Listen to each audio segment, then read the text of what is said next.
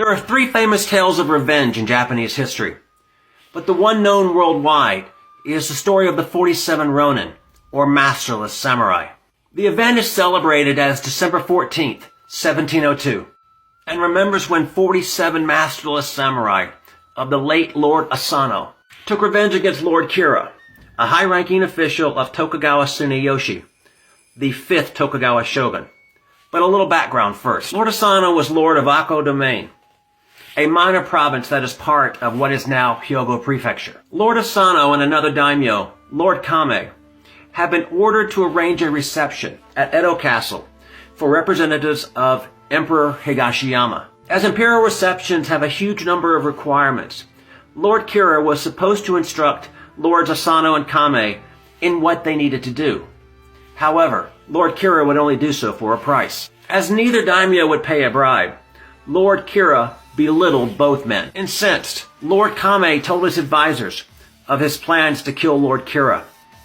This would have gotten them all killed, as drawing a weapon in the shogun's palace was punishable by death. So, Lord Kame's advisors secretly paid Lord Kira 1,100 ounces of silver.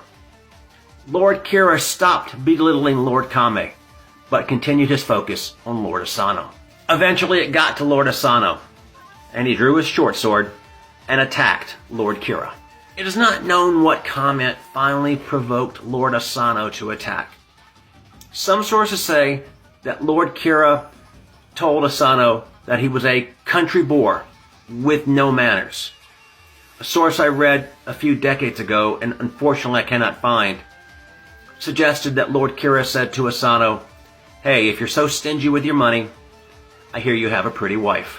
Kira survived the attack, but for the offense of drawing a weapon in the shogun's palace, Lord Asano was ordered to commit ritual suicide. His family was dispossessed of their domain, and his samurai were declared Ronin. And making things more unbearable, revenge had long been part of the samurai code, but the government ordered that no revenge be taken. Enter Lord Asano's top advisor, Oishi Kuranosuke. Despite being forbidden from revenge, 47 of Lord Asano's retainers, led by Oishi, vowed to seek revenge anyway. The challenge was that Lord Kira knew that revenge was forthcoming. Oishi's plan was to make Lord Kira think that the samurai had given up. The men dispersed, taking on menial jobs. Oishi himself moved to Kyoto and sullied his reputation. He did things like attend kabuki, which was seen as low class back then. He was frequently seen drunk in public and frequenting geisha. He even divorced his wife and took up with a geisha. A samurai from southern Japan was reported as being so disgusted by Oishi's actions that when he found him drunk and passed out on the ground, he kicked him in the face and berated him. But after around a year and a half of subterfuge, the men met again in Tokyo to finally take revenge. Some of the men had even used their time as tradesmen to learn about the layout of Lord Kira's residence. So on an early snowy morning, in the middle of the 12th month of the 15th year of Genroku, the Ronin attacked Kira's residence, with Oishi leading the attack at the front and his son leading the attack at the back. They wore homemade armor, as it would have raised suspicion to actually buy it. They put archers at the top of the walls to prevent anyone from seeking help, and told the neighbors what was going on. Lord Kira was eventually found in a storage shed used for charcoal. They identified him by the scar on his face, a remnant of the attack by Lord Asano. They offered him a chance to commit suicide honorably, with Oishi offering to serve as his second. But when he refused, they cut off his head, using the same sword that Lord Asano had used to take his own life. They then doused the fires and candles in the residence to prevent the place from catching fire and spreading. Revenge was complete, but the story was not. The thing that remained for the 47 Ronin was to follow the requirements of their hearts and society. Miraculously, all of them survived the attack.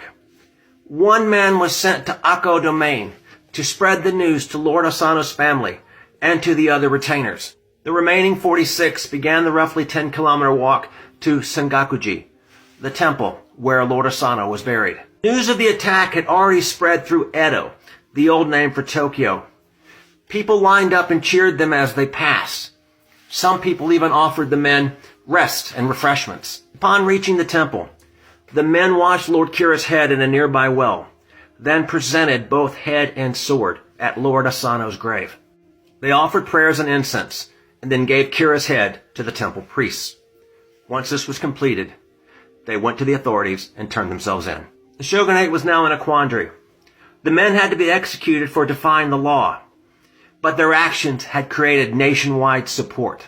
So Ako domain was restored to the Asano family, though at a reduced size, and the Ronin were allowed to commit ritual suicide.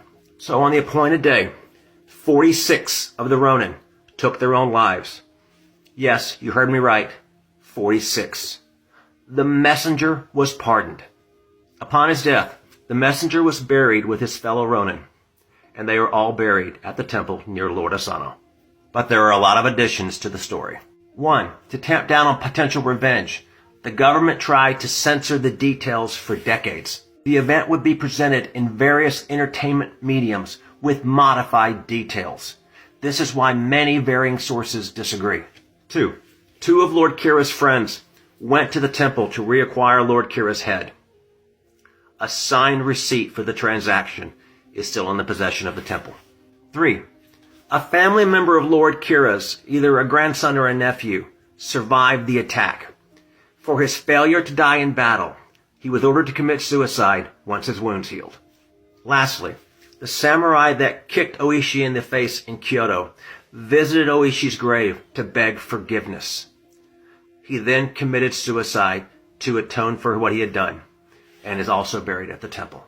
If you like my Japanese history snippets, please follow, subscribe, like, and share my videos. And if you like stories set in medieval Japan, please check out my books. Thank you very much.